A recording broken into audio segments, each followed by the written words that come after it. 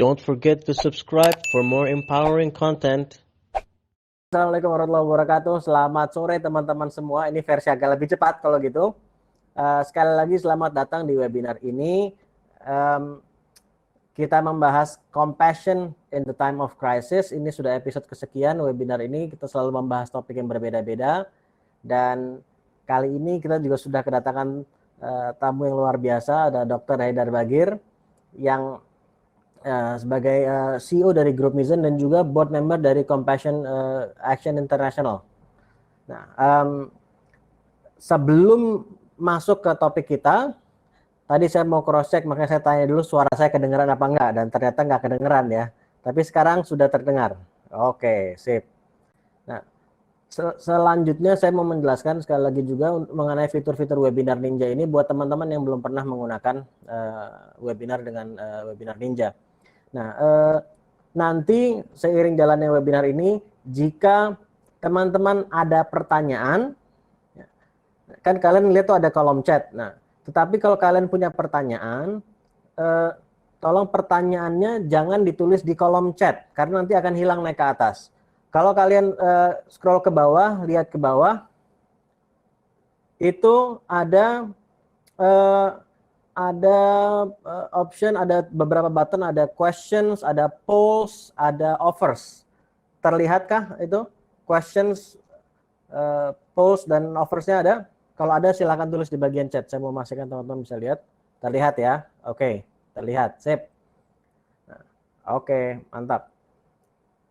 Nah, jadi nanti kalau kalian punya pertanyaan, silahkan tulis pertanyaannya di questions tadi, kalian open. Tuliskan di situ, nanti saya akan memoderasi pertanyaan lewat pertanyaan yang sudah dituliskan di questions. Jadi bukan di kolom chat sekali lagi. Oke. Nah, terus saya mau tanya juga nih, ini teman-teman hadir dari mana aja? Dari kota mana saja? Atau mungkin ada yang dari negara yang berbeda juga? Silahkan tulis, pengen tahu juga. Bandung, Surabaya, Subang, Tangerang Selatan, NTT, wah, oke.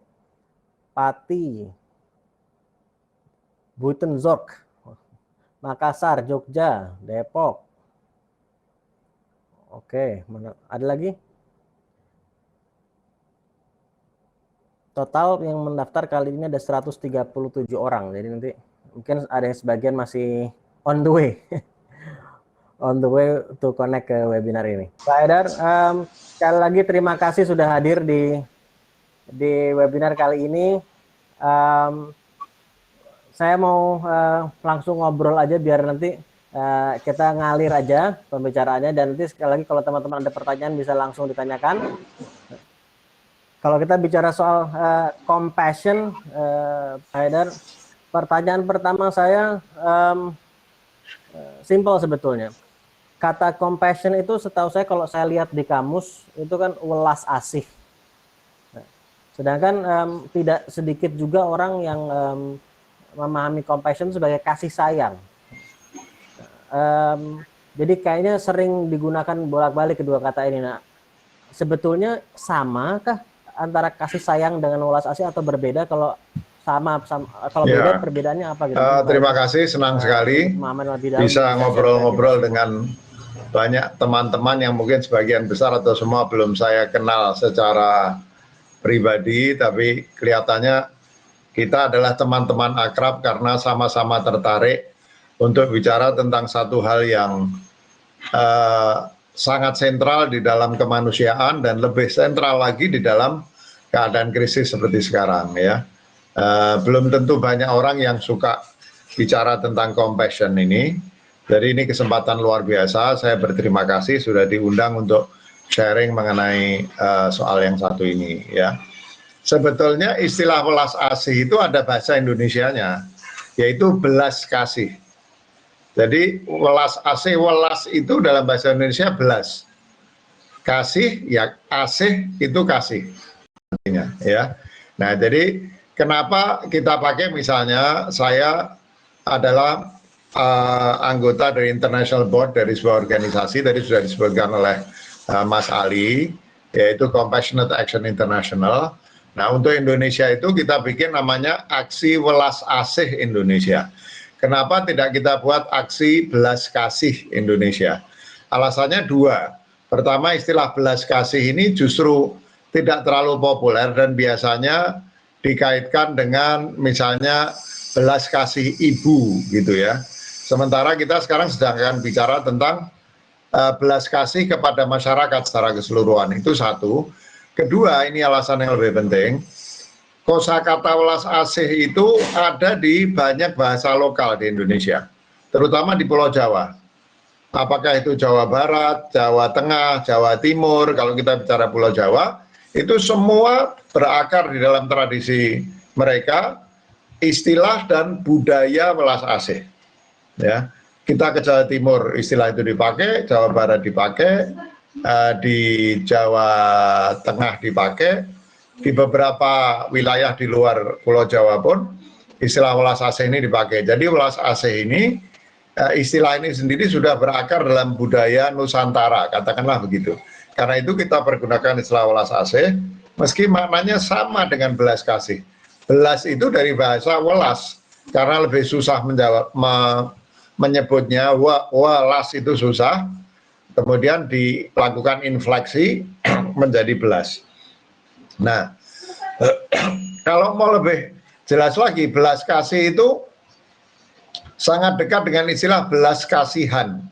Di dalam bahasa Indonesia kan ada istilah belas kasihan.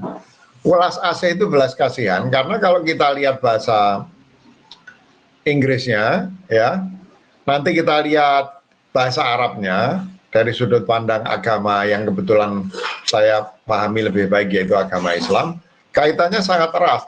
Makna belas kasih dengan compassion, dengan rahmah. Kalau di dalam bahasa Arab atau di dalam bahasa kosakata Islam itu rahmah. Maknanya sama persis, ya. Nah, jadi compassion itu berasal dari kata com dan passion. Ada suffix com yang ditambahkan kepada kata passion. Passion itu dari bahasa Yunani, itu dari pathos, artinya cinta. Kalau dari bahasa Latin itu pati. Pati itu artinya penderitaan. Nah, jadi terlihat dari sini bahwa komnya sendiri artinya bersama. Tampak bahwa kata compassion itu memiliki arti saling cinta atau menempatkan cinta kita kepada orang lain, compassion. Tapi ada makna penderitaan juga, yaitu menanggung kesedihan bersama. Menanggung kesedihan bersama. Jadi compassion itu artinya adalah perasaan menanggung kesedihan orang lain. Itu artinya compassion. Ya, welas asih itu belas kasihan. Orang lain menderita, kita memiliki belas kasihan. Itu compassion. Nah, jadi tadi menarik ya, istilah passion itu dari pathos, artinya cinta. Tapi itu dalam bahasa Yunani, dalam bahasa Latin, pati, artinya penderitaan. Jadi ada unsur cinta, ada unsur kesedihan. Itu artinya passion. Ikut sedih karena kesedihan orang lain. Kasihan melihat orang lain bersedih. Nah, kalau di dalam bahasa Islam, ya, itu rahmah. Rahmah itu artinya adalah rasa cinta kepada objek yang tidak sempurna. Ada lagi istilah cinta kalau di dalam Islam atau dalam Al-Quran, hub atau mahabbah. Itu rasa cinta yang lahir karena objek yang dicinta itu sempurna, cantik, ganteng, komplit, kaya, ya, pinter, lucu. Nah, itu namanya cinta. Cinta yang lahir karena objeknya sempurna. Nah, kalau rahmah itu adalah cinta kepada objek yang tidak sempurna. Misalnya begini, kita seorang ibu mencintai anak special needs-nya. Ya. Nah, itu disebut bukan cinta tepatnya, tapi sayang. Rahmah, punya compassion. Karena kalau dilihat anaknya ini dalam bahasa yang tidak politically correct, cacat. tidak sempurna. Tapi justru kasih sayangnya muncul karena ketidaksempurnaan anaknya. Maka istilah rahma ini tepat diterjemahkan dengan compassion, tepat diterjemahkan dengan welas asih, atau kalau dalam bahasa Indonesia standar, belas kasih. Kira-kira gitu penjelasannya Mas Ali.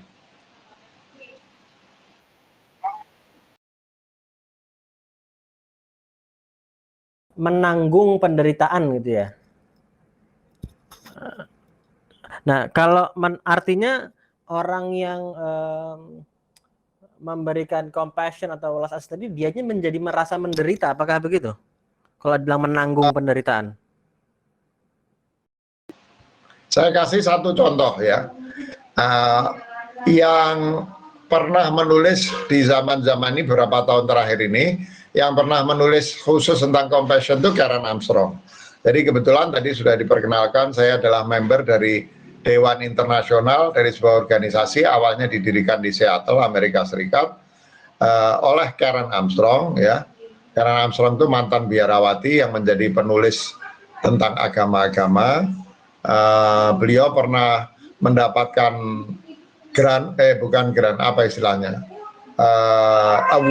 mendapatkan award dari TED Forum, dapat sejumlah uang, dia putuskan untuk dipergunakan mendirikan organisasi namanya Compassionate Action International. Nah, dia menulis sebuah buku khusus judulnya Compassion. Ya, judulnya Compassion. Saya kasih contoh. Nah, salah satu programnya itu adalah namanya Compassionate City. Kota welas asih. Menarik betul bagaimana Karen Armstrong mendefinisikan Compassionate City atau kota welas asih ini apa? Kota welas asih adalah kota yang warganya selalu resah. Ini saya beri contoh menarik. Sebuah kota yang warganya selalu resah. Nah, kok aneh? Definisi kota welas asih malah harusnya kan warganya bahagia. Ini enggak, warganya resah. Nah, maksudnya resah apa? Warganya selalu resah karena tahu bahwa setiap saat, setiap hari di kotanya ada sesama warga yang hidupnya susah. Ya. Nah, jadi kalau ada orang bisa tidur nyenyak, bahagia sendiri tanpa memiliki keresahan, ada kemungkinan orang itu kehilangan rasa empati. Karena dia tidak lagi mikir di sana ada orang miskin, di sana ada orang sakit, ya, di sana ada orang nggak bisa sekolah. Maka di dalam kota welas asih cirinya unik, warganya resah karena tahu bahwa di sekitar dia ada orang-orang yang masih hidupnya susah dan membutuhkan pertolongan dia, dan dia kemudian terdorong melakukan tindakan-tindakan untuk menolong orang-orang susah sesama warga kotanya. Saya sulit untuk menghindar dari ingat pada satu sabda Nabi Muhammad SAW, dan sebetulnya saya sejak awal ingin mengatakan bahwa konsep compassion ini adalah konsep yang melintasi agama-agama. Tidak ada satupun agama yang tidak menjadikan prinsip welas asih atau compassion ini sebagai inti ajarannya. Tidak ada. Sebut agama apa saja, apakah itu agama Islam, agama Nasrani, agama Yahudi, agama Hindu, agama Buddha, agama Tao, ya, Taoisme, apa saja, itu semua memiliki prinsip inti compassion di dalam ajarannya. Tapi karena saya lebih akrab dengan agama saya, kebetulan secara akademik saya juga mempelajari atau studi agama Islam, maka saya berikan contoh yang non muslim yang mendengarkan ini, melihat ini, selalu bisa dengan mudah mencari padanannya di agama masing-masing, ya. Nabi Muhammad SAW bersabda, ya, tidak beriman seseorang jika dia bisa tidur nyenyak, ya, padahal dia tahu bahwa tetangganya kelaparan atau kesusahan. Ya, ini dikaitkan dengan iman. Kita mau melakukan apa saja, ya, mau melakukan apa saja. Sebentar ya, sebentar.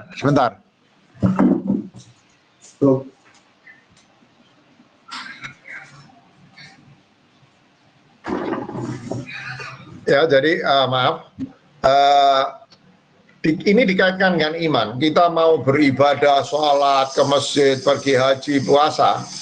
Tapi kalau kita tidak memiliki compassion, kita tahu bahwa di tetangga kita, di sekitar kita, bahkan kalau zaman sekarang, karena sudah global, kadang kelaparan di Afrika kita juga tahu. Kata Nabi, mau sholat, haji, puasa, kalau dia masih bisa tidur nyenyak, padahal dia tahu ada orang yang kesusahan, kelaparan, dan dia tidak punya concern, dia tidak melakukan tindakan untuk membantu yang susah itu, maka dia dibilang tidak punya iman, meskipun kelihatannya seperti orang beragama. Bahkan Nabi Muhammad itu, ya, ini sama kalau kita ke agama Nasrani, apakah itu Yesus, ya, ke agama-agama lain juga begitu. Itu dicirikan di dalam kitab suci Al-Quran sebagai telah datang seorang rasul kepadamu, azizun alaihi ma'anitum, terasa berat penderitaan orang kamu rasakan. Jadi Nabi itu berat merasakan penderitaan orang lain. Azizun alaihi ma'anitum, harisun alaikum, selalu menginginkan kebaikan bagimu. Ya, itu ciri Nabi. Inilah compassion, inilah rahmah, inilah welas asih. Hidup dalam keadaan dia seorang nabi, dihormati, punya kekuasaan, apa saja dia punya, tapi hari-harinya dia habiskan untuk merasakan penderitaan orang dan melakukan apa saja yang dia bisa lakukan untuk melepaskan orang dari penderitaan. Itulah yang disebut compassion. Jadi memang betul Mas Ali, ada konsep kesedihan, konsep penderitaan di dalam pemahaman kita tentang compassion.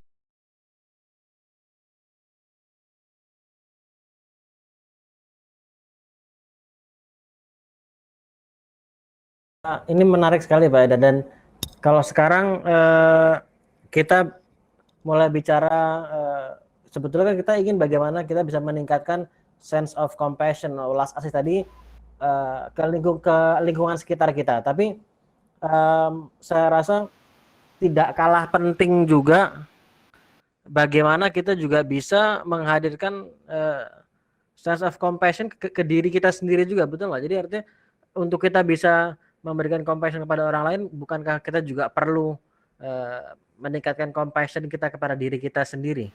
Dan kalau iya, dari apa yang Pak Eda tadi mungkin bisa share apa yang bisa kita lakukan gitu untuk meningkatkan, untuk agar kita bisa lebih compassionate gitu ya, lebih menghadirkan welas asih kepada diri sendiri terlebih dahulu sebelum orang lain. Ya, ini saya kira pertanyaan yang sangat menarik. Kadang kalau kita tidak menjawabnya dengan lengkap, akan terasa bahwa jawaban kita itu kontradiktif. Compassion itu adalah persoalan empati kepada orang lain, tapi kok kita bicara welas asih kepada diri sendiri, apa ini tidak conflicting gitu ya? Apa justru welas asih kepada diri sendiri itu maknanya tidak sama dengan egoisme? Kalau maknanya sama dengan egoisme, ya berarti dia akan conflicting dengan compassion. Justru compassion itu antitesis dari egoisme. Tidak mungkin orang egois itu punya compassion. Justru lawannya compassion egoisme. Orang hanya punya compassion kalau dia sudah bisa menaklukkan egoismenya. Nah, kekeliruan sebagian orang adalah ketika menganggap bahwa welas asih terhadap diri sendiri itu sama dengan egoisme, ya. Egoisme itu kan kalau kita satu nggak mikir orang, kedua kalau lebih parah lagi nggak mikir orang dan nggak peduli kalau kita merampas haknya orang lain. Masih bagus kalau orang acuh sama orang lain, tapi dia nggak merampas haknya orang lain. Yang lebih parah seperti koruptor-koruptor itu, bukan saja dia tidak punya compassion, tapi dia nggak peduli kalau dia merampas haknya rakyat, ya. Nah, itu egoisme. Tapi kalau welas asih kepada diri sendiri ini kan maksudnya begini, bagaimana kita bisa menolong orang lain kalau kita tidak bisa menolong diri kita sendiri, baik itu secara fisik, ya, artinya kita pastikan bahwa kebutuhan kita terpenuhi lebih dulu, ya. Atau secara psikologis, secara fisik misalnya begini, mungkinkah kita membantu orang lapar kalau kita sendiri kelaparan? Ya, mungkinkah kita, nah ini ada satu hal yang tadi belum saya sentuh, compassion itu bukan hanya persoalan bantuan fisik ya, seperti di masa wabah COVID-19 sekarang ini kan yang banyak dilakukan orang adalah membantu sembako misalnya, ya ada program yang saya kebetulan terlibat namanya Saling Jaga bersama Mbak Alisa Wahid, itu memberikan 600.000 sembako kepada orang-orang yang kehilangan pekerjaan misalnya. Itu adalah salah satu cara. Tapi yang tidak kalah penting itu adalah compassion terhadap orang yang punya problem psikologis. Orang kesepian, orang patah hati, ya, apa saja. Dan bahkan seringkali kesusahan psikologis ini lebih devastating dibanding dengan kesulitan fisik. Orang bisa menahan lapar, tapi kalau orang mengalami depression, mengalami anxiety, sampai berpikir untuk bunuh diri, itu akibatnya bisa fatal.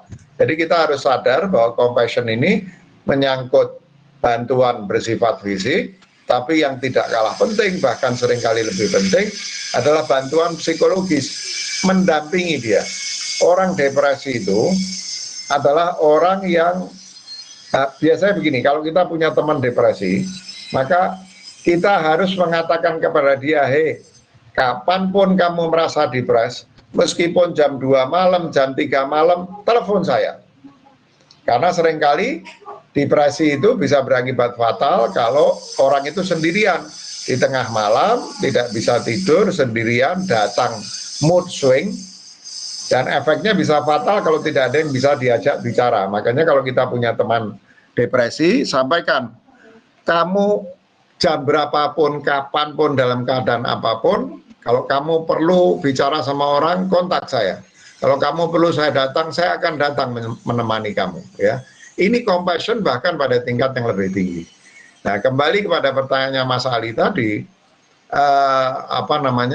kalau kita mau bantu orang lapar tapi kita kelaparan, kita mau bantu menemani orang yang depres, kitanya sendiri depres. Jadi sebaliknya dari membantu orang depres, jangan-jangan kita mendampingi dia, kita malah membuat depresinya double. Karena itu, orang kalau mau menolong orang yang tidak bahagia, dia harus belajar bahagia lebih dahulu.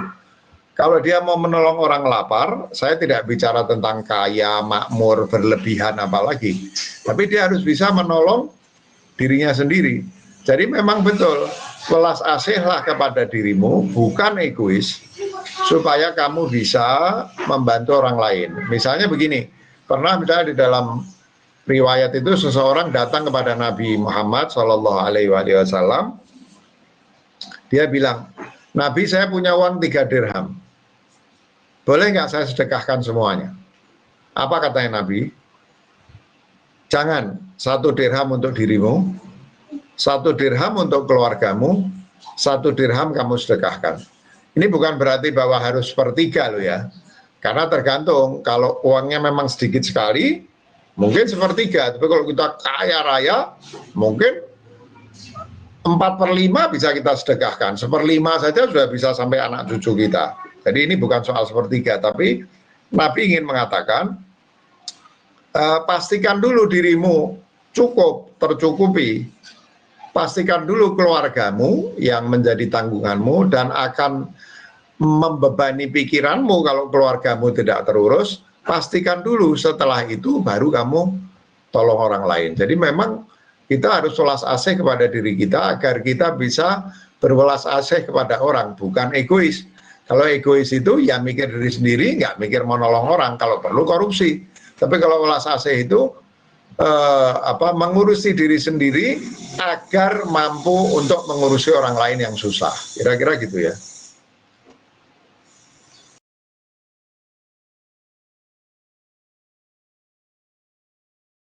Dan sedikit follow up, dan tadi itu sepertinya ada pertanyaan juga yang sudah mulai nyambung ke situ tadi dari di Rohmah. Saya sebetulnya belum mau masuk ke pertanyaan, tapi kan sama nih, mana yang harus didahulukan, welas asih kepada diri sendiri atau kepada orang lain? Tadi seperti yang Pak Aidan sampaikan dari kisah tadi, juga utamakan dulu diri sendiri agar kita bisa juga membantu yang lain juga dengan lebih efektif gitu ya. Nah, tapi tadi lanjut dari situ Pak Aidan, kalau secara konkret misalnya dalam situasi seperti ini nih, apa saja mungkin bentuk contoh-contoh mungkin bagaimana kita bisa berwelas asih pada diri Jadi sendiri. tadi sudah saya sampaikan ya. Jadi begini, kata Nabi itu, sebentar ya.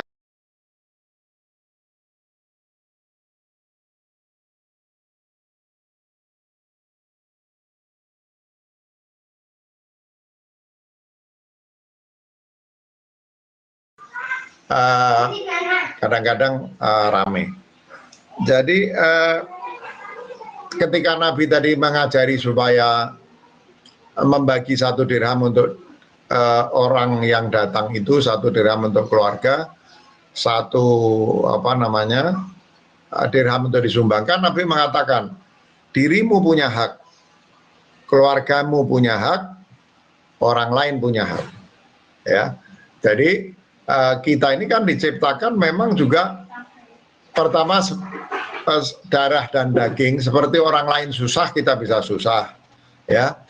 Kita diciptakan juga dengan syaraf, psikologi dan lain sebagainya. Orang lain bisa sedih, kita bisa sedih.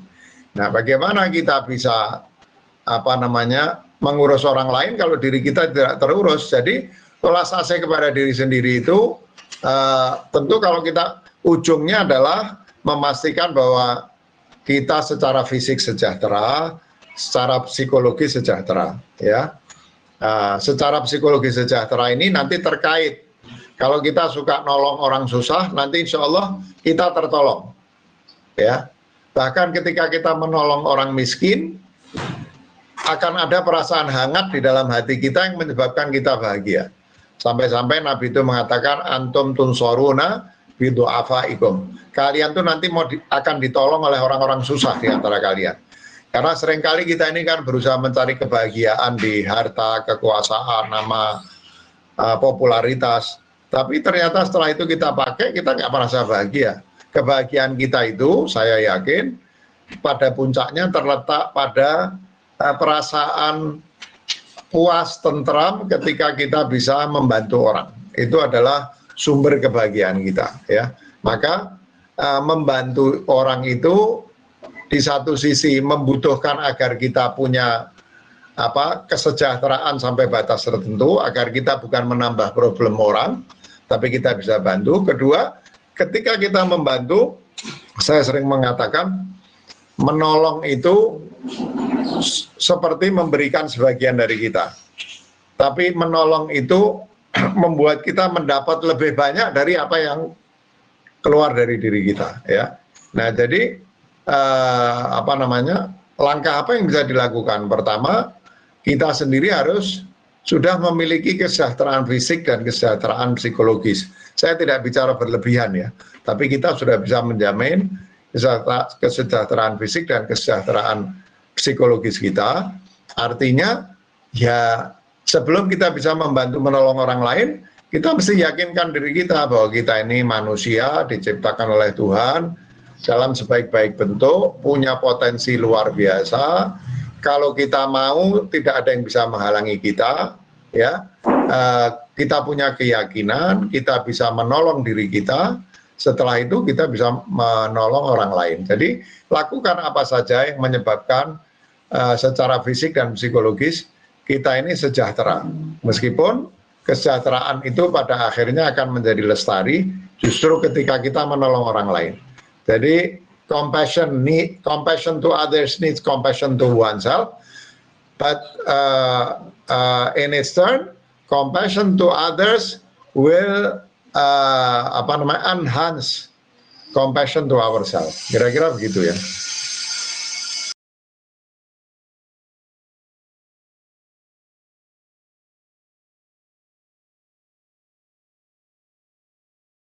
orang lain maupun Betul, pada betul. diri sendiri, itu akan saling berdampak gitu ya.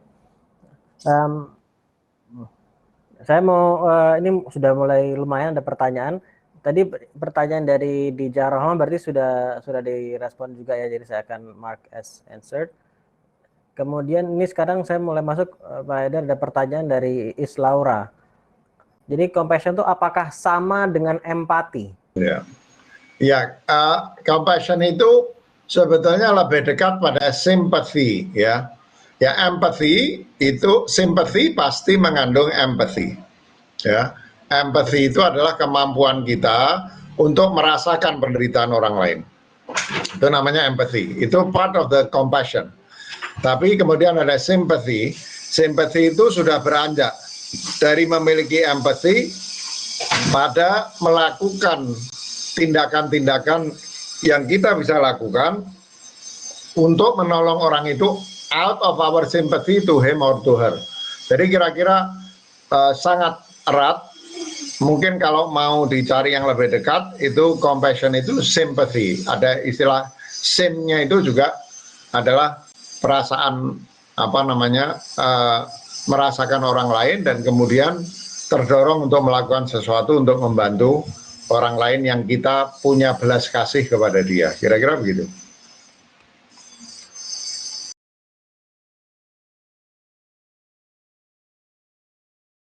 Jadi itu adalah part of sympathy, justru compassion itu part of sympathy. Oke, selanjutnya nih pertanyaannya semakin banyak, jadi saya akan menahan pertanyaan saya sendiri agar bisa memfasilitasi pertanyaan teman-teman yang lain. Oke, selanjutnya dari Elivia. Bisakah kita bersikap compassionate kepada orang-orang yang egois dan egoismenya sudah Jadi merugikan begini, orang? sebetulnya Misalnya seperti compassion itu koruptor yang tidak tadi ada Pak Haidar batasnya. contohkan. Jadi kita harus compassionate kepada siapapun, termasuk kepada penjahat, termasuk kepada koruptor, ya. Saya ingat dan saya pernah struck oleh pernyataannya Dalai Lama. Dalai Lama itu pernah mengatakan begini, orang jahat itu, jadi saya ini kebetulan pendiri Gerakan Islam Cinta namanya, selain mendirikan Aksi Welas Asih Indonesia. Dan di antara salah satu, bukan di antara, kredo terpentingnya Islam Cinta itu love for all gitu, kira-kira hatred to none. Kebencian itu dilihat dari segi apapun tidak boleh, termasuk tidak boleh benci sama penjahat, tidak boleh benci sama koruptor, ya. Jadi compassion itu tidak boleh ada batasnya. Nah, bagaimana caranya bisa tidak benci, bahkan memiliki compassion kepada koruptor misalnya. Nah, di antara berbagai hal yang menjadi pelajaran bagi saya di dalam bersikap dan kemudian menyimpulkan bahwa kebencian itu tidak punya tempat sama sekali, ya tentu saya tidak sebaik itu, dalam arti saya belum bisa melakukan semua yang saya yakini sebagai kebenaran, ya. Tapi kan sebelum kita yakin, kita mesti tahu dulu. Nah, di antara banyak hal yang membuat saya yakin bahwa dalam hal apapun kita tidak boleh membenci, itu adalah ungkapan dari Dalai Lama ketika dia mengatakan, kamu harus sadar bahwa orang jahat itu sama seperti orang-orang lain yang tidak jahat. Mereka itu mencari kebahagiaan, tapi mereka keliru caranya. Jadi setiap manusia ini, semua manusia ini kan vulnerable, ya, rentan, gampang kecewa, gampang sedih, gampang depres, gampang susah, gampang mengalami anxiety dan lain sebagainya. Semua manusia sama, ya. Penjahat atau koruptor itu juga vulnerable to sadness, vulnerable to depression, ya. Nah, cuman mereka itu keliru. Mereka mengira bahwa mereka bisa mendapatkan kebahagiaan yang semua orang mengejarnya, tidak peduli baik atau buruk. Itu mereka keliru menganggap bahwa kebahagiaan yang dikejar itu ada pada harta yang banyak. Nah, ketika mereka berpendapat bahwa kebahagiaan itu ada pada harta yang banyak, mereka tidak punya kemampuan untuk jadi bisnismen yang sukses sehingga asetnya besar, cari jalan pintas, mencuri, korupsi. korupsinya buruk, ya, tapi di belakang koruptor itu adalah sebetulnya keinginan, kerinduan untuk bahagia dan vulnerability to sadness, ya. Nah, jadi kalau kita ngadepi komputer, ya, komputer koruptor maksudnya, itu adalah hal yang alami kalau kita kesal sebagai manusia, kesal kita sama koruptor, nggak apa-apa, memang harus kesal. Tapi ingatlah bahwa dia sama seperti kita, they are pursuing happiness, and they are vulnerable to sadness, to depression. Ya, nah karena itu tidak berarti kita akan membiarkan orang korupsi, korupsinya harus dihalangi. Kalau dia tetap ngeyel korupsi, dia harus dihukum. Tapi motivasinya bukan kebencian. Motivasinya adalah kita ingin memperbaiki dia, kita ingin melepaskan masyarakat dari kejahatannya, dan kita ingin memberikan dia pelajaran agar dia menjadi baik, dari tadinya koruptor menjadi bukan koruptor, melakukan pencegahan, memperbaiki sistem itu sudah baik, menghalangi orang untuk koruptor. Tapi kalau orang korupsi juga, dia harus dihukum for the sake of the society and for the sake of the corruptor himself, supaya dia menjadi baik. Itulah sebetulnya esensi hukuman atau sanksi itu.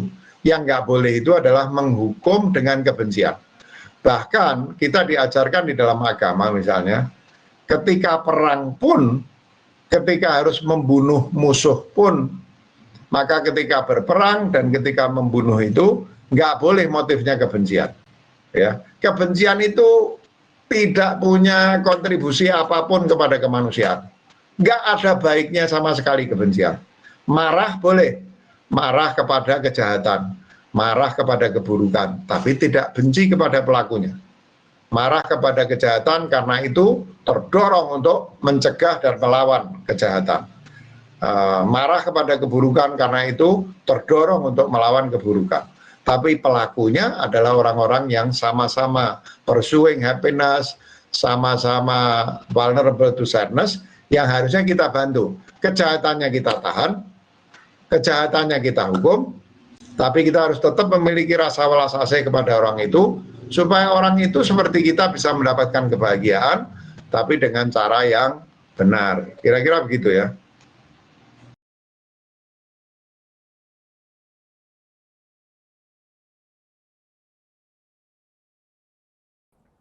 Ini sangat menarik, thank you Pak Haidar. Jadi tadi di awal sekali Pak Haidar sempat bilang menyebut kata-kata kepada sebuah objek kalau kita bicara compassion. Jadi kalau di sini dalam konteks tadi adalah objeknya ya manusia gitu ya. Jadi kepada manusianya tidak membenci, tapi boleh kepada perilakunya gitu berarti kan. Dan seperti dari yang tadi Pak Haidar jelaskan juga, kita perlu membedakan antara memberikan compassion kepada seseorang, siapapun orang itu, menunjukkan compassion kepada seseorang, siapapun orang itu, agama yang saya ketahui ya, keadilan, itu dibedakan antara dua konsep. Satu konsep namanya Jude. Jude itu artinya kebaikan hati, kindness. Kemudian ada yang satu namanya adil, itu justice. Ya. Nah, when it comes to the interest of the society, kita harus menegakkan adil, keadilan. Tapi when it involves individual, kita harus mempromosikan kindness. Jadi artinya apa? Penjahat melakukan kejahatan sosial harus dihukum, itu namanya adil, keadilan. Tapi kita tetap memiliki compassion kepada dia sebagai individu untuk memastikan bahwa dengan dihukum itu dia menjadi orang yang lebih baik, gitu ya. Jadi ada dua itu, kindness to individual, but justice to the when it comes to societal arrangement gitu ya, kepada society. Nah, ini nggak bisa dipisah-pisahkan. Jadi jangan karena kita mau bersikap adil terus kita membenci atau kita nggak peduli sama orang jahat itu ya. Makanya kayak di Amerika Serikat misalnya yang saya dengar itu justru sekali lagi informasi saya ini terbatas ya, pada pengalaman saya, pada agama yang saya anut, itu misalnya dan kebetulan di Amerika itu kan Islam Muslim minoritas ya. Itu katanya conversion terbesar di Amerika itu terjadi di penjara. Nah, bayangkan kalau orang yang penjahat-penjahat itu dihukum, dimasukkan penjara, terus dibenci mereka. Keluar dari situ mereka menjadi lebih jahat. Tapi karena ada orang-orang baik hati yang secara khusus datang kepada mereka, mengajak mereka ngobrol, mengajak mereka untuk beragama dengan menegakkan prinsip compassion dan lain sebagainya.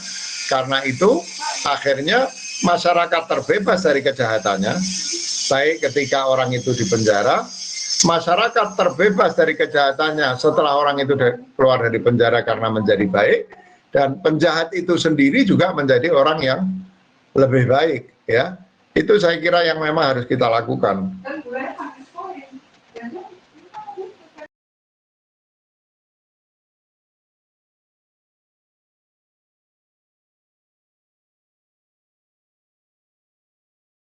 Penjelasannya.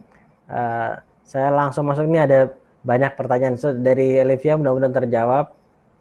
Selanjutnya Pak Haidar, pertanyaan dari Misbahudin. Apakah rasa ulas asih itu Campur tangan tumbuh dari Tuhan bagi kebiasaan orang atau beriman, semakin orang banyak beragama terbentak selalu intuisi? ada ya. Bahwa kita baik karena Tuhan mengizinkan kita untuk menjadi orang baik ya. Tapi mengizinkan itu tidak sama dengan mendikte. Mengizinkan itu artinya hukum-hukumnya telah berpihak pada kita untuk menjadi orang yang welas asih ya. Nah, tapi kita nggak usah berdebat di situ. Sudah jelas bahwa Tuhan itu Maha Kuasa, Maha Meliputi ya. Tapi yang lebih penting itu begini. Apakah sebetulnya manusia itu sudah memiliki di dalam dirinya sifat welas asih? Apakah compassion itu adalah bawaan, sudah inherent di dalam diri manusia? Jawabannya positif, very positif. Bahwa di dalam keyakinan saya, di dalam studi saya, itu kita percaya betul bahwa sesungguhnya setiap orang itu lahir dengan bakat welas asih. Setiap orang, ya. Bahkan kebetulan bidang studi saya itu mistisisme, ya. Bidang saya itu adalah tasawuf. Sebentar ya, sebentar.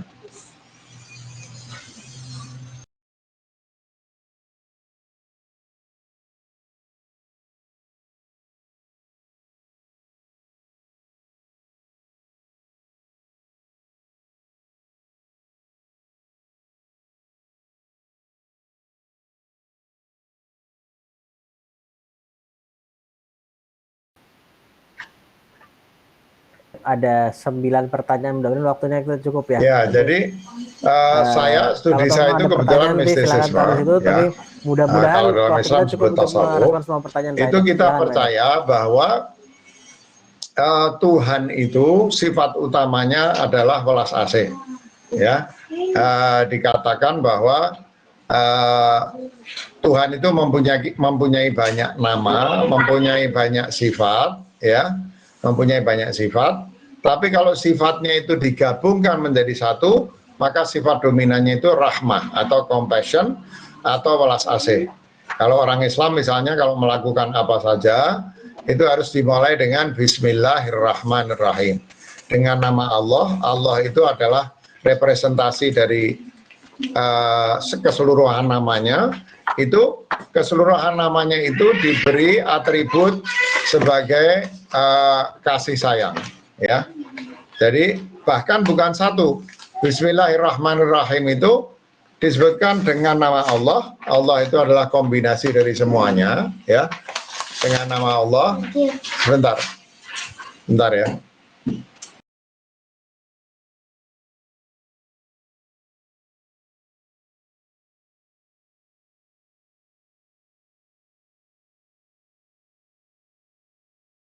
Ya. Oh, oke.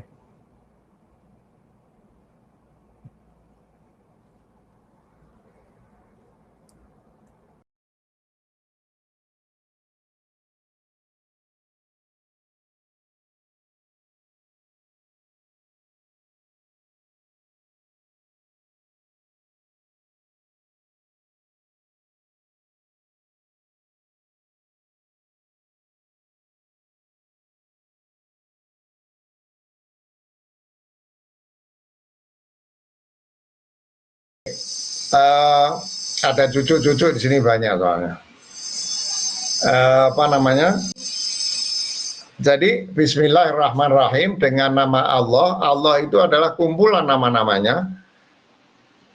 Maka kumpulan namanya ini kalau di dalam secara akademik disebut al-isim al-jami', itu nama yang menggabungkan semua nama Tuhan. Itu ketika Tuhan menyebut dirinya dalam keseluruhan namanya, dia sifatkan keseluruhan namanya itu dengan dua kata yang akar katanya dua-duanya welas asih.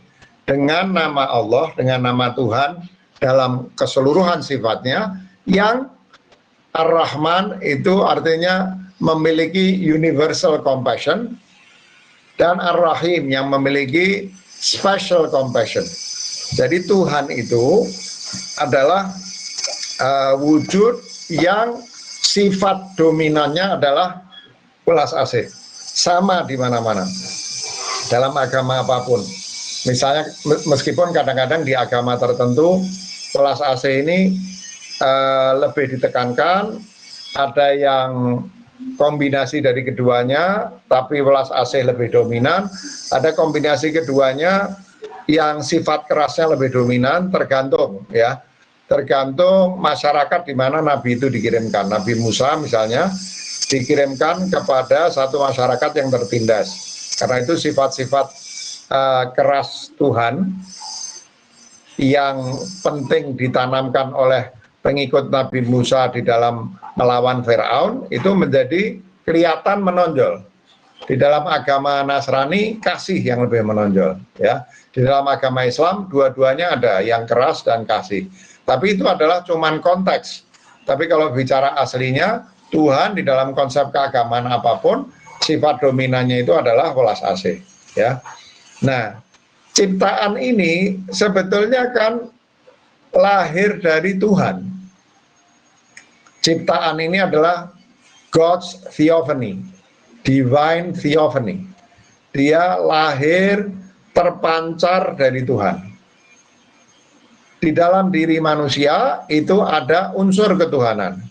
Misalnya di dalam bahasa Latin, di dalam konsep agama Nasrani, manusia itu disebut sebagai imago Dei, disebut sebagai citra ketuhanan. Ya, kalau di dalam Islam disebutkan khalaqallahu Adam ala suratih. Tuhan menciptakan Adam, menciptakan manusia atas image-nya Tuhan. Jadi imago Dei itu adalah identik dengan ucapan Nabi Muhammad yang mengatakan khalaqallahu Adam ala suratih. Adam, manusia diciptakan atas imaginya Tuhan. Nah, kalau manusia ini adalah imaginya Tuhan, sementara Tuhan itu sifat utamanya, sifat dominannya adalah welas asih, maka manusia tentu saja sebagai imago Dei memiliki welas asih sebagai bagian dari sifat bawaannya. Jadi sebetulnya semua manusia, termasuk penjahat, itu memiliki potensi welas asih di dalam dirinya. Nah, masuklah kita sekarang pada persoalan apakah itu harus dilatih? Apakah itu terkait dengan pengalaman hidup? Iya, jawabannya. Namanya juga potensi. Potensi itu akan teraktualisasikan seperti benih kalau dia berada di lahan yang subur. Benih kalau tidak berada di lahan yang subur juga tidak akan menghasilkan tanaman. Demikian juga potensi welas asih. Semua manusia punya potensi welas asih, tapi kalau tidak ada lahannya, tidak dilatih, tidak didewasakan, tidak dididik untuk mengaktualisasikan potensi welas asihnya, ya tidak akan menjadi aktual. Tapi kadang-kadang bahkan pada penjahat yang paling jahat sekalipun, itu pada waktu-waktu dia kepepet, welas asih itu bisa muncul. Saya ingat bahwa polisi itu punya ilmu. Kalau ada buronan, penjahat buron, entah setelah melakukan kejahatan kemudian buron atau lari dari penjara, itu pasti polisi melakukan stake out. Stake out itu pengintaian di rumah ibunya atau di rumah istrinya, alhasil di rumah keluarga dekatnya. Kalau dia tidak pulang dalam 2 hari, 3 hari, 1 minggu, setelah sebulan dia pulang. Kalau tidak sebulan, setelah 3 bulan dia pulang. Makanya biasanya kalau ada penjahat begini, ada 1-2 orang polisi yang tidak punya kerjaan lain kecuali mengintai rumah keluarga dekat penjahat itu. Kadang sebulan, kadang 2 bulan, kadang 3 bulan, karena bahkan polisi tahu penjahat sekalipun itu kepengen pulang ke rumahnya, kepengen ketemu ibunya, kepengen ketemu istrinya, kepengen ketemu anaknya. Ini sekaligus mengajarkan kepada kita jangan benci sama penjahat. Kita tidak suka pada perilakunya, kita kalau perlu harus menghukumnya, tapi dia adalah orang yang sebetulnya berusaha mencari kebahagiaan seperti kita, tapi dia nggak tahu caranya yang benar sehingga dia pakai cara yang keliru. Kira-kira begitu ya.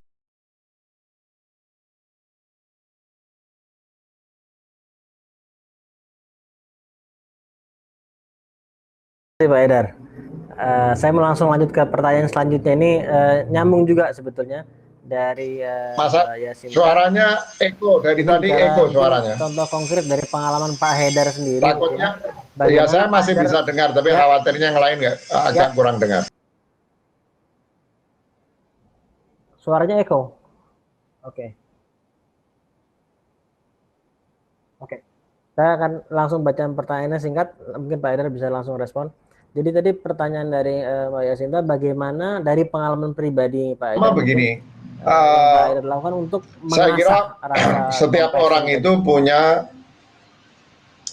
kan, meskipun saya katakan bahwa setiap orang itu punya potensi welas asih di dalam dirinya, tapi kan setiap orang itu punya kepribadian sendiri, itu nomor 1 ya. Jadi setiap orang punya predisposisi tertentu.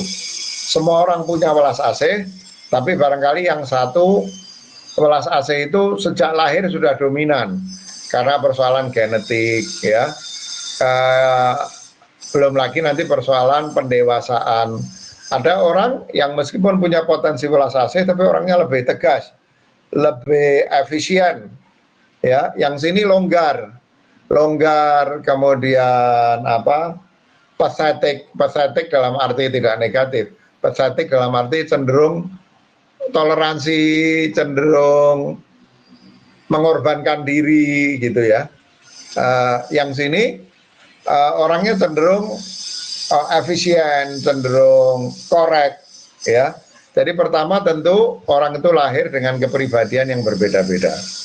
Tapi karena potensi dia menjadi makhluk welas asih, maka sesungguhnya dengan satu dan lain cara bakat welas asih ini akan cari jalannya sendiri untuk keluar, asal dikasih jalan ya. Kita harus memberi jalan. Makanya kemudian selain predisposisi itu, bakat sejak lahir itu pendewasaan menjadi penting, upbringing menjadi penting, peran orang tua, peran sekolah, peran masyarakat menjadi penting ya.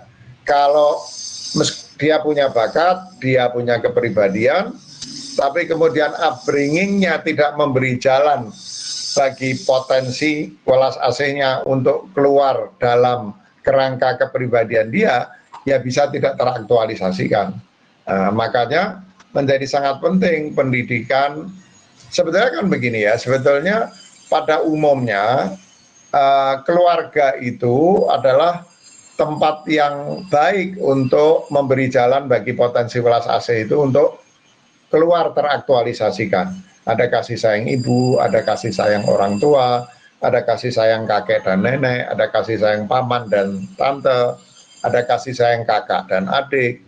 Keluarga itu sebetulnya adalah cradle yang paling memungkinkan bakat compassion itu keluar. Tapi kadang yang terjadi, khususnya di dalam peradaban kita sekarang, orang tua stres, ya, karena pekerjaan, karena berbagai macam kesibukan, ya. Kadang juga ada persoalan ekonomi. Jadi dulu orang miskin ada, tapi budaya guyub masih kuat, sehingga orang tidak terlalu takut miskin karena tetangganya akan nolong. Sekarang ini ancaman kemiskinan besar, tapi orang hidup nafsi-nafsi, individualistik, sehingga ada kekhawatiran besar dalam diri setiap kepala rumah tangga, bapak dan ibu akan kemungkinan tidak memiliki nafkah yang cukup. Ya. Di sisi lain belum lagi ada artificial needs. Dulu orang itu mungkin kalau saja orang itu masih hidup dalam peradaban dulu, itu gajinya 2 juta, 3 juta, 4 juta, maksimum 5 juta, itu sudah bisa hidup sejahtera sekeluarga. Karena nggak ada kebutuhan-kebutuhan artificial. Orang dulu itu ya makan, minum, ya, punya rumah sederhana cukup, ya, sekolah bayarnya murah. Kemudian nggak ada sekarang HP gonta-ganti, model TV gonta-ganti, mobil yang mahal, harga bensin yang mahal, dan lain sebagainya. Sehingga sekarang ini kebutuhan nafkah menjadi besar. Itu menyebabkan kekhawatiran menjadi besar. Ya. Belum lagi problem pendidikan anak-anak, lingkungan yang dikhawatirkan oleh orang tua akan mengganggu perkembangan anak. Jadi keluarga sekarang itu under a very great strain, ya, mengalami tekanan itu.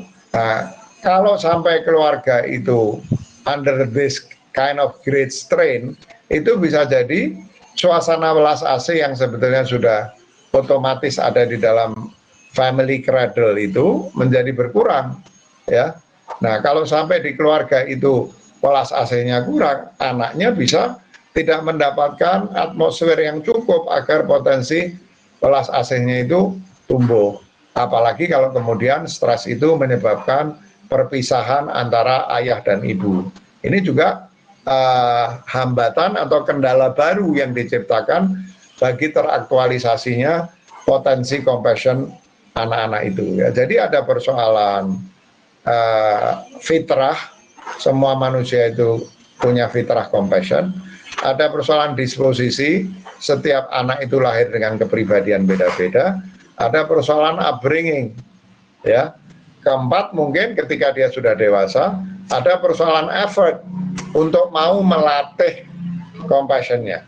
Kalau dia sudah menjadi orang dewasa yang matang dan independen, dia wajib untuk memastikan bahwa dia selalu melatih radar compassion-nya dengan keyakinan bahwa kebahagiaan dia terletak pada seberapa besar dia bisa mengaktualisasikan compassion-nya itu.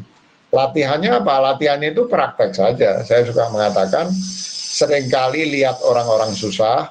Kadang-kadang kita di Jakarta ini, dari berangkat pagi sampai pulang malam nggak kelihatan orang susah.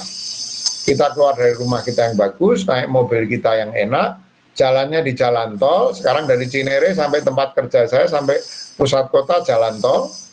Ya, saya ke Bandung dari rumah saya langsung jalan tol.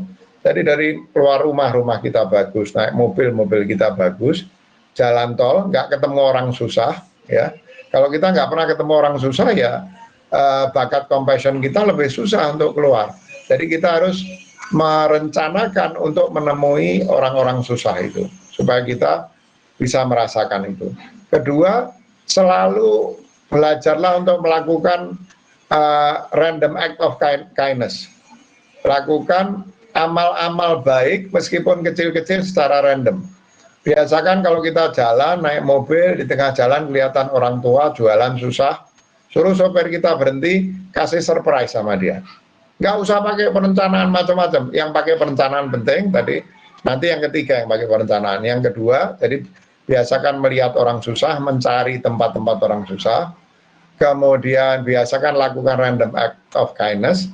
Nanti kalau kita sudah melakukan random act of kindness ini, kita akan merasa kok enak ya bantu orang itu. Ketika kita lihat kita membantu dia, terus orang wajahnya berubah menjadi cerah, dari wajah yang sangat sedih, itu kita merasakan kehangatan di hati kita. Oh, enak ternyata nolong orang itu. Oh, kebahagiaan yang saya cari selama ini itu ternyata ada di sini, pada menolong orang. Itu saya dulu sempat bertahun-tahun seperti banyak orang, mengalami kesulitan kalau ada orang yang minta-minta. Ini minta-minta, ini profesi apa dia memang susah betul. Saya kemudian mendapatkan ajaran Nabi Muhammad SAW yang mengatakan, kalau kamu mau tahu orang itu butuh kamu bantu atau enggak, lihat wajahnya. Dan saya praktekkan, nggak pernah keliru.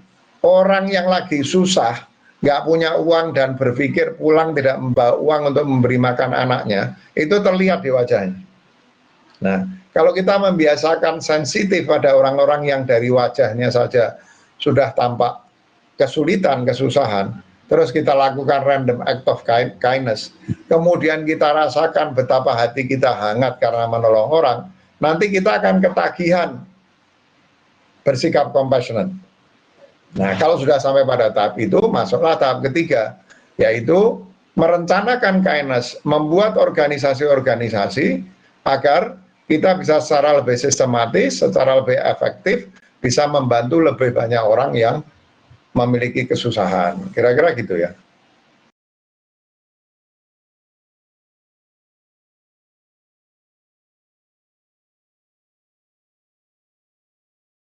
Ya, terima kasih Pak Edar. Jadi tadi saya summarize sedikit dari yang pertama itu lebih banyak mengekspos diri kita untuk melihat orang yang situasinya juga lebih sulit dari kita gitu ya.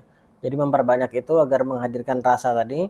Kemudian random act of kindness kecil yang tidak terencana tapi diperbanyak yang juga nanti bisa membuat saya pernah belajar juga bahwa saat kita melakukan tindakan yang konkret dalam arti membantu orang lain, tubuh kita memproduksi serotonin, dan serotonin adalah zat yang paling besar dan paling jangka panjang dampaknya terhadap kebahagiaan kita juga. Jadi mungkin ada kaitannya dengan itu. Dan yang ketiga, justru setelah dari situ membuat kita ketagihan bagaimana kita bisa lebih sistematis dan bisa skalanya bisa lebih besar gitu ya, lebih terencana. Thank you Pak Edar. Dan saya langsung masuk ke pertanyaan selanjutnya dari usaha Tarigan. Apakah konsep kasihan? Pertama kita mesti jernihkan maksud kata kasihan itu ya. Kasihan itu kan sebetulnya kalau dalam penggunaan umum itu artinya iba, jatuh iba ya.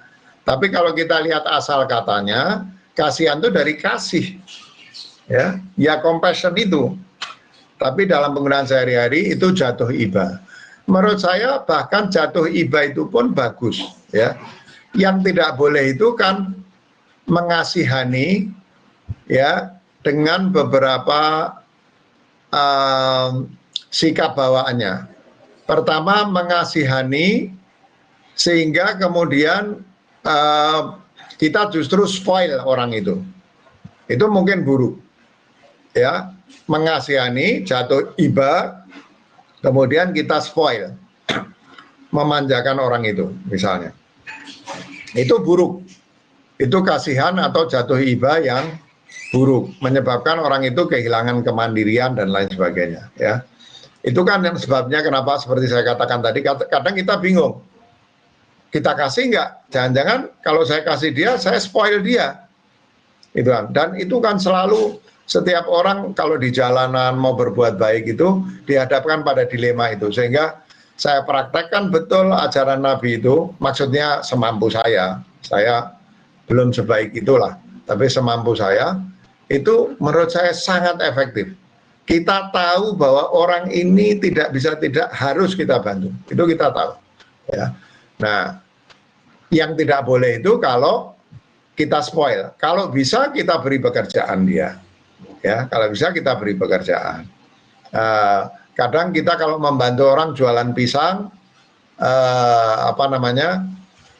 pisangnya kita beli tapi kembaliannya nggak kita kasih misalnya dengan berbagai macam cara. Kalau kita nggak punya cara untuk menyamarkan kebaikan kita, nggak apa-apalah. Dalam masa krisis seperti sekarang misalnya, ada perdebatan apakah orang jualan pedagang keliling itu boleh kita bantu dengan memberi uang saja, kan dia bukan pengemis. Kalau menurut saya dalam masa krisis seperti sekarang, nggak usah berpikir terlalu panjang. Nggak akan ada orang susah di masa krisis sekarang yang akan rusak karena kita bantu. Kemungkinan besar dia akan merasa, oh ternyata di dunia ini ada kebaikan. Dan bahwa menerima kebaikan orang itu adalah sesuatu yang membahagiakan. Pada saatnya kalau dia punya kelebihan, dia akan melakukan hal yang sama dan berusaha membahagiakan orang lain yang susah. Ya. Tapi kalau ada cara lain boleh. Saya di hari-hari pertama misalnya sering manggil tukang cincau. Terus saya pura-pura mau beli, akhirnya, wah Pak, saya lupa Pak, saya nggak boleh makan itu. Udah ini saya kasih dulu uangnya, nanti kapan-kapan lah, nggak usah. Tapi itu bukan utang. Sebentar ya.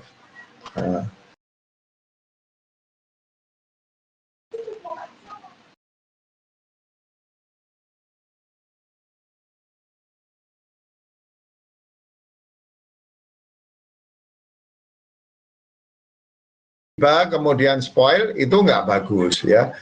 Jatuh iba dengan Suaranya nggak ada. menganggap diri kita lebih baik dari orang yang kita jatuh iba kepadanya juga buruk. Jadi bukannya niat ikhlas membantu, tapi kemudian kita nggak sadar menganggap diri kita lebih baik dari yang kita bantu. Itu buruk ya. Tapi kalau apa namanya perasaan welas asih dalam arti belas kasih yang berakar pada kasih tadi, pada cinta, pada apa namanya keberhasilan menaklukkan egoisme dan keinginan orang untuk mendapatkan kebaikan sebagaimana kita mendapatkan kebaikan, saya tidak melihat ada sesuatu yang negatif di dalamnya.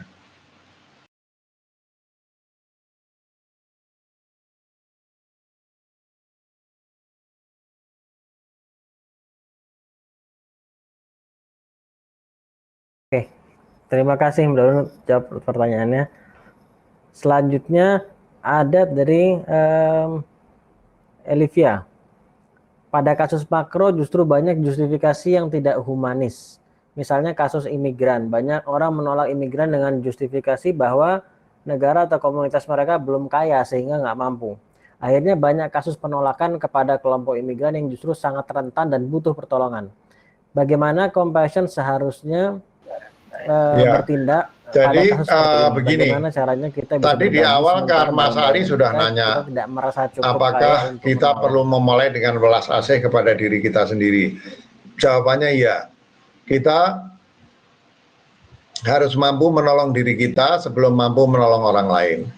Dalam kasus imigran ini, kalau betul bahwa negara itu memang masih terlalu miskin dan kehadiran imigran itu akan menyebabkan kemampuan negara untuk membantu warganya sendiri menjadi berkurang, saya kira itu suatu policy yang bisa dipertimbangkan. Ya, sama tadi, bagaimana membantu orang lain sementara warga dari negara lain, sementara warga di negerinya sendiri masih miskin, dan kedatangan imigran ini bisa jadi ya kalau tidak mengganggu ya tidak masalah, tapi bisa jadi mengganggu kemampuan negara itu untuk mendahulukan warganya di dalam mendapatkan pelayanan terbaik ya. Nah, jadi saya kira itu bisa dimaklumi. Bahkan di dalam agama pun itu seperti kata Muhammad Iqbal, seorang pujangga dari anak benua India, nasionalisme itu sampai batas tertentu dibenarkan, bukan dalam arti chauvinisme, menganggap bahwa bangsa sendiri lebih baik atau menganggap bahwa yang perlu dibantu adalah bangsa sendiri, tapi dalam hal melakukan penahapan di dalam menuju perbaikan kemanusiaan. Seperti tadi, mau nolong keluarga, tolong diri kita dulu. Habis nolong diri kita, tolong keluarga. Setelah tolong keluarga, tolong tetangga. Setelah menolong tetangga, tolong satu kota. Setelah menolong satu kota, tolong satu negeri. Setelah tolong negeri, tolong satu wilayah regional. Setelah itu, seluruh dunia. Jadi, nasionalisme itu dibenarkan bukan sebagai bagian chauvinisme, ya, tapi sebagai metode penahapan di dalam mengupayakan kesejahteraan bagi sebanyak mungkin orang. Bantu dulu yang ada di dalam negeri. Nah, lain halnya kalau negerinya kaya raya seperti Amerika Serikat, ya, mungkin contoh paling mudah adalah policy apa istilahnya itu, policy Trump itu, policy yang populistik, politis, terus ada apa namanya, ada pengerasan identitas politik, ada sikap anti asing, xenofobik. Nah, itu buruk. Itu lebih bukan karena takut gagal memberikan pelayanan kepada warganya, tapi memang menganggap kalau ikhlas. Dugaan saya orang seperti Trump itu yang dipikirin cuma masa kedua jabatannya saja. Tapi kalau ada seorang presiden yang sebetulnya tidak berpikir tentang dirinya sendiri, negerinya kaya, tapi menolak imigran, itu jangan-jangan dia terjebak dalam nasionalisme yang negatif itu, atau yang sekarang disebut sebagai pengerasan identitas politis itu ya. Jadi saya kira tergantung konteksnya.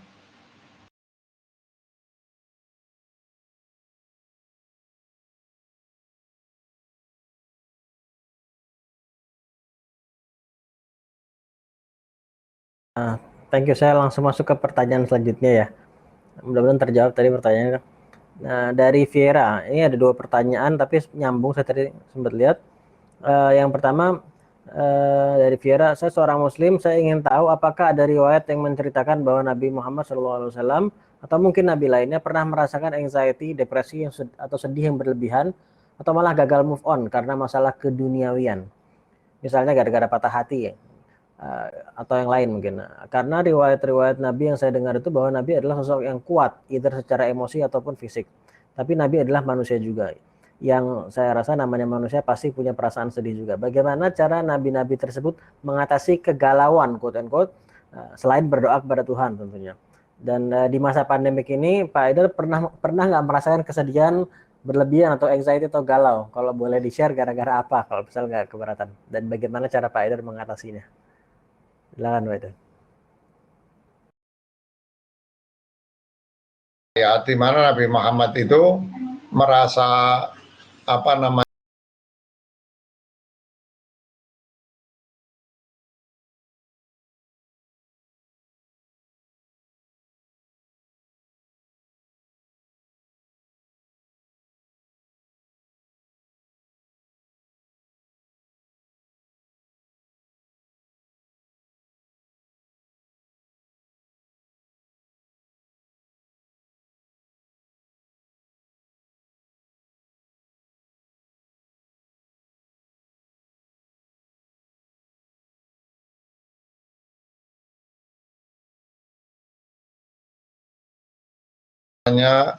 merasa tertekan. Ada misalnya di dalam surat apa namanya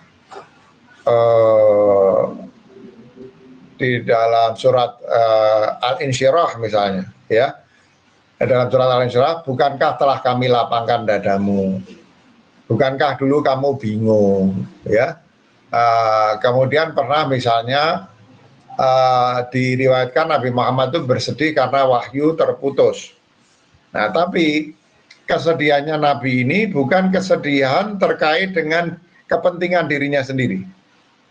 Nabi itu mengalami perasaan tertekan karena memikirkan orang banyak. Seperti tadi, azizun alaihi ma'anitum. Tadi saya bacakan ayat Al-Quran itu, terasa berat penderitaan yang menimpamu. Nabi itu nggak pernah memikirkan dirinya sendiri. Bahkan ketika meninggal dunia, kata-kata terakhir di his deathbed adalah ummati ummati. Bagaimana nasib umatku nanti? Ketika nanti Nabi digambarkan di akhirat, ketika kiamat tiba, semua orang ketakutan, digambarkan bahkan ibu-ibu mencampakkan bayi-bayinya karena suasana begitu menakutkan.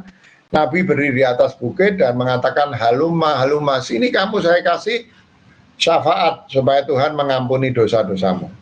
Jadi kalaupun Nabi itu merasa tertekan, merasa galau, maka perasaan itu muncul bukan karena problem pribadinya, bukan karena ada masalah dengan persoalan memenuhi vested interest-nya. Tapi Nabi mengalami itu karena memikirkan orang banyak. Dalam hal terputusnya waktu, terputusnya wahyu, diriwayatkan Nabi tertekan, tapi tertekannya karena dia begitu rindu kepada Tuhan. Jadi ketika wahyu itu terputus, dia merasa sedih, merasa tertekan karena interrupted hubungan dia dengan Tuhan yang dia kasihi. Saya sekarang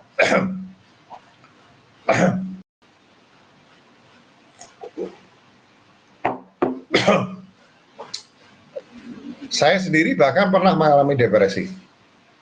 Meskipun dugaan saya bahwa depresi saya itu depresi yang sepenuhnya fisiologis, fisiologis. Ketika saya masuk umur 50 tahun. Tidak semua laki-laki mengalami andropause, kalau perempuan mengalami menopause, laki-laki mengalami andropause. Saya kemungkinan besar pada waktu itu mengalami andropause, ya. Dan saya dengar beberapa orang yang juga mengalami masa transisi depresif ketika umurnya berada di awal-awal tahun 50 tahun, ya. Nah, jadi depresi ini yang banyak orang itu kadang-kadang nggak ngerti, suka mengecam orang yang bunuh diri, ya. Orang bunuh diri itu tidak bertanggung jawab, meninggalkan keluarganya, meninggalkan anaknya. Misalnya Robin Williams. Robin Williams itu kan bunuh diri. Terus sebagian orang yang nggak tahu mengecam, kok egois, bunuh diri, nggak mikir anak istrinya. Orang tidak tahu bahwa depression itu penyakit. Depression itu bukan sekedar sedih luar biasa. Depression is a neurological, if you like, illness. Penyakit neurologis berhubungan dengan gagalnya kelenjar-kelenjar kita memproduksi hormon-hormon tertentu yang mendukung penciptaan rasa gembira pada diri orang. Jadi keliru kalau mengatakan orang bunuh diri itu tidak bertanggung jawab kalau dia depresif, ya. Depression itu illness. Justru orang depression itu harus dibantu, jangan sampai bunuh diri. Orang depression itu kehilangan kontrol atas dirinya. Ketika dia berpikir mau bunuh diri atau melakukan tindakan bunuh diri, it is out of his or her control. Itu adalah penyakit, ya. Nah, salah satu penyebabnya itu physiological atau neurological. Saya pernah mengalami itu. Jadi apa yang saya lakukan ketika saya mengalami itu, secara umum adalah pertama mencoba mencari, meyakinkan diri saya. Ini tidak selalu bisa, ya.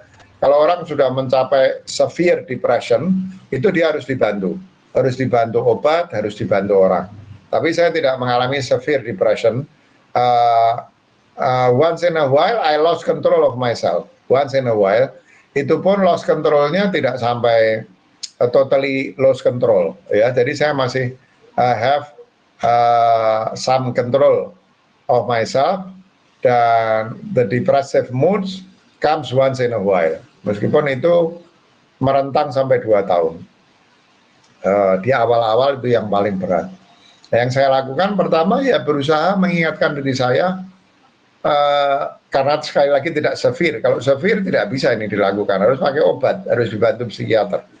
Satu, saya mengingatkan diri saya, terlalu banyak karunia Tuhan kepada saya. Terlalu tidak pantas saya ini untuk merasakan kesedihan.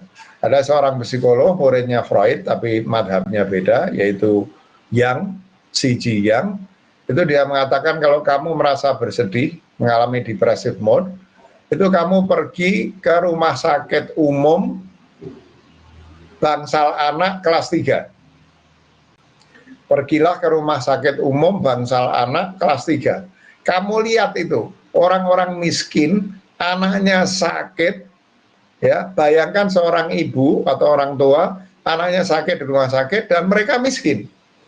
Kata si Jiang, kemungkinan besar kamu akan keluar dari rumah sakit itu dalam keadaan kamu lupa akan kesedihan kamu. Karena ada a much heavier sadness against which you compare your sadness. Kira-kira begitu, ya. Nah, jadi ingat, terlalu banyak hal yang kita syukuri.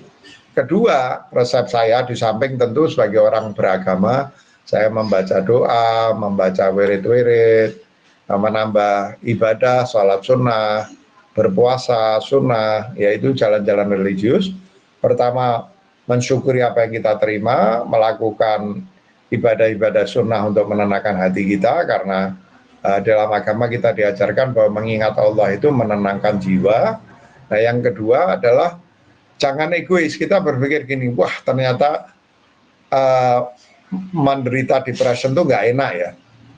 Karena itu saya bilang saya menjadikan tugas, misi bagi diri saya untuk memastikan bahwa keluarga saya tidak merasakan hal tidak enak yang saya rasakan sekarang. Untuk memastikan sebisa mungkin orang lain tidak merasakan depresi seperti yang saya rasakan. Begitu tidak enaknya depresi itu, sehingga saya akan melakukan apa yang saya bisa untuk memastikan keluarga saya tidak mengalami depresi ini, untuk memastikan saya bisa membantu orang agar kalau tidak mengalami depresi ini, atau kalau mengalami depresi ini, saya bisa membantunya untuk keluar dari depresi ini. Ini teknik-teknik yang saya coba lakukan dan cukup berhasil, meskipun saya tidak mengklaim bahwa itu bisa diterapkan atas semua orang lain, tergantung juga level of depression-nya gitu, ya. insightful juga dan dari pengalaman pribadi juga. Mudah-mudahan menjawab tadi dari Viera ya. Saya langsung ke pertanyaan selanjutnya. Waktu kita nih soalnya udah mau habis, jadi mudah-mudahan yang lain juga bisa direspon waktunya ada untuk direspon pertanyaannya. Dari Hasbullah, apakah yang mendasari itu mengalasi rahmah dan mahabbah? Apakah itu yang mendasari itu hal yang sama atau hal yang berbeda? Silakan Pak Eda. Dasari atau mengalasi? Rahmah dan mahabbah. Ya. Apakah itu didasari oleh hal yang sama atau hal yang berbeda? Oh ya, ya. Jadi begini, tadi saya sudah menyatakan bahwa welas asih itu adalah perasaan mencintai objek yang tidak sempurna. Nah, kalau mahabbah atau hub, atau kalau dalam bahasa yang lain mawaddah, itu mencintai satu objek karena kesempurnaan objek itu. Saya kasih contoh yang jelas. Kalau ada orang menikah, biasanya kita memberikan ucapan religius apa? Semoga mendapatkan sakinah dalam mawaddah dan rahmah. Kadang-kadang orang semoga samawa, sakinah, mawaddah, warahmah. Kadang-kadang orang mengatakan semoga samara, sakinah, mawaddah, dan rahmah. Tapi orang tidak tahu artinya, beda artinya apa? Semoga sakinah oke, tentram. Ya, mawaddah cinta, rahmah kasih sayang. Apa bedanya cinta dan kasih sayang? Apa bedanya mawaddah atau mahabbah dengan rahmah? Nah, bedanya itu, kalau mawaddah atau mahabbah itu cinta kepada objek yang sempurna, kesempurnaannya menyebabkan kita jatuh cinta. Tapi rahmah itu cinta pada objek meskipun objeknya tidak sempurna. Para ahli tafsir itu ketika menafsirkan ayat tentang perkawinan itu mengatakan mawaddah yang mirip dengan mahabbah itu cinta seorang suami kepada istri atau istri kepada suami ketika istrinya masih cantik, seksi, suaminya masih ganteng, gagah. Jadi ada kesempurnaan pada si istri, ada kesempurnaan pada si suami. Itu mahabbah, cinta. Rasa apa? Rasa cenderung kepada objek karena objeknya sempurna dan kesempurnaannya menyebabkan dia jatuh cinta. Itu mahabbah atau mawaddah. Rahmah itu ketika pasangan suami istri itu sudah tua, ketika tidak ada lagi kecantikan atau berkurang banyak, ketika kegantengan berkurang banyak, ketika tubuh yang seksi sudah menjadi kendor, baik si perempuan maupun si laki-laki. Pada saat itu Allah menggantikan mahabbah atau mawaddah dengan rahmah. Jadi meskipun si suami sudah tua renta, si istri masih cinta karena rahmah itu adalah rasa cinta yang bukan muncul lahir dari kesempurnaan, tapi bahkan ketika objeknya tidak sempurna. Beda ketika pasangan suami istri itu masih muda, dua-duanya berurusan dengan cinta, tapi yang satu objeknya sempurna dan kesempurnaan itu menyebabkan kita jatuh cinta. Yang satu objeknya tidak sempurna, tapi kita punya welas asih kepada orang meskipun yang kita cinta itu tidak sempurna. Kira-kira itu bedanya. Ya, ini cukup jelas mudah-mudahan jawabannya. Jadi perbedaannya terhadap si objeknya itu sendiri ya. Kemudian situasi si objeknya sempurna atau tidak sempurna. Nah, kemudian tadi ini ada dari Abdul Ghafur, tapi sudah mirip dengan pertanyaan yang sebelumnya. Jadi saya akan skip ya Abdul Ghafur karena sudah dijelaskan juga tadi oleh Pak Haidar. Jadi itu ada bawaan sejak lahir, tapi memang perlu diasah. Ya, kalau bisa selesai 17.30 persis ya. Ada yang harus saya lakukan. Ya, silakan. Ya. Oh, oke. Nah, kalau gitu saya masuk satu pertanyaan terakhir gitu ya. Mohon maaf untuk yang lain yang mungkin belum sempat kejawab pertanyaannya. Saya akan langsung masuk pertanyaan dari Misni. Dalam Buddhisme, compassion disebut karuna. Pak Haidar mengungkapkan compassion ke orang lain memperkuat welas asih ke diri sendiri. Kalau begitu diperlukan kebijaksanaan untuk bisa mengukur apa yang bisa kita lakukan menurut Pak Haidar.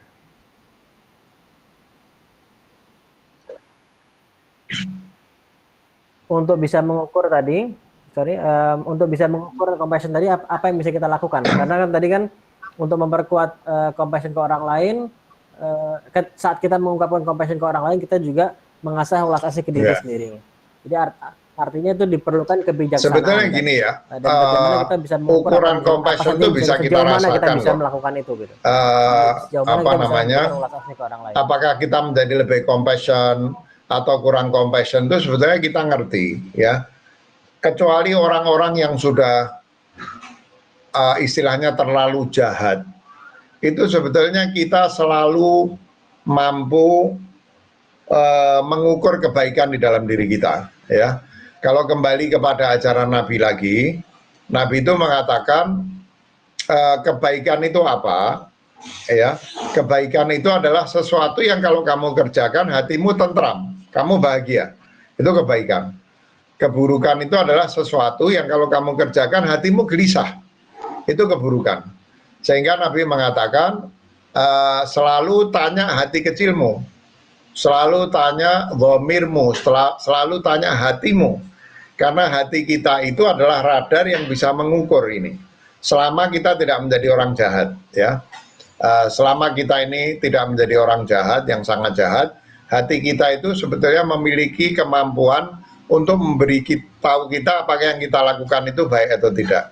Kalau kita melakukan hal yang baik, hati kita tentram, kita bahagia. Kalau kita melakukan sesuatu yang buruk, hati kita gelisah, ya. Jadi sebetulnya kita bisa mengukur itu. Menurut saya ukuran apakah kita makin compassionate atau tidak, itu apakah kita makin terdorong untuk berbuat baik sama orang atau enggak, ya. Apakah kita merasakan kebahagiaan makin besar kalau ketika kita berbuat baik sama orang atau tidak.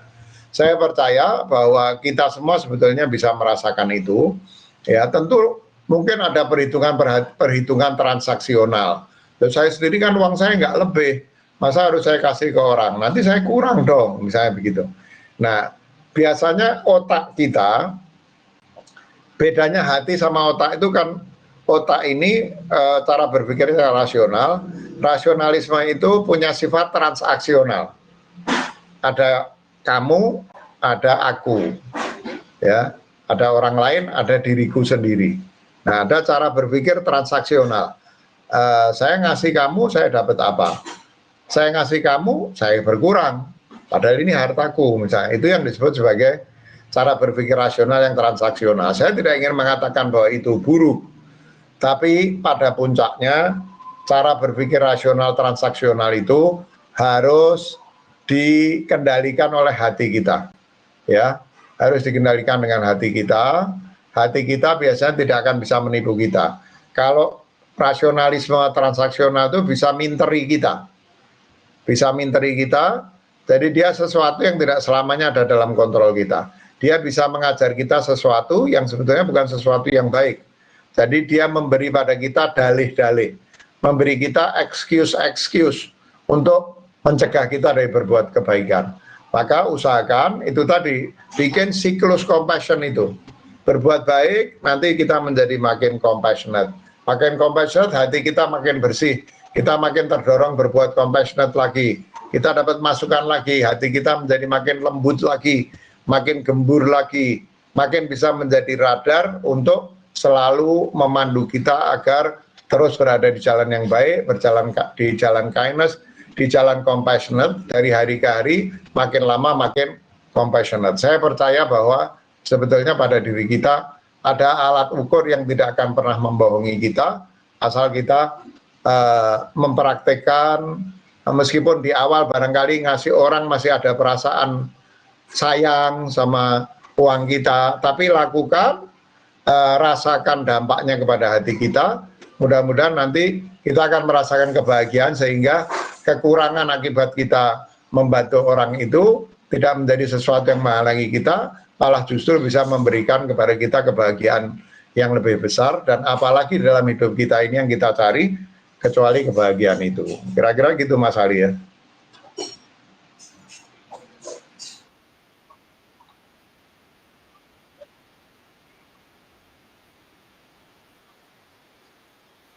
Waktunya, sharingnya, pengetahuannya, sharing pengalaman juga ke kita semua. Untuk teman-teman semua, saya tahu belum semua pertanyaan bisa terespon, tapi waktu kita juga terbatas. Tadi saya mau sedikit merespon mungkin beberapa detik. Ada terakhir dari Dini tadi yang masih tadi menanyakan terkait tidak boleh membenci penjahat. Nah, tadi sudah dijelaskan oleh Pak Haidar bahwa jadi bukan orangnya yang dibenci maksudnya, tapi perilakunya nggak apa-apa, tidak suka. Nah, nanti kalau teman-teman mau mendengarkan ulang, saya mau menyampaikan bahwa webinar ini nanti rekamannya akan kita upload di YouTube dan insya Allah besok kita akan kirim email ke teman-teman semua. Teman-teman akan mendapatkan link untuk melihat kembali webinar ini secara full, secara lengkap, dan juga di email itu ada 2 hal lagi. Yang pertama adalah seperti yang dijanjikan, teman-teman semua yang mendaftar ke webinar ini akan mendapatkan Agama di Tengah Musibah. Ini e-book mini, kira-kira sekitar 70-an halaman, tapi memang salah satu sifat e-book yang baik yang saya dengar itu untuk sementara ini sebelum semua orang terlalu akrab dengan electronic books, jangan terlalu tebal dulu katanya. Jadi isinya tidak terlalu tebal, pembahasannya populer, yaitu tentang sudut pandang agama dan spiritualitas di dalam memandang fenomena wabah dan segala implikasinya. Jadi agama di tengah musibah, judulnya itu.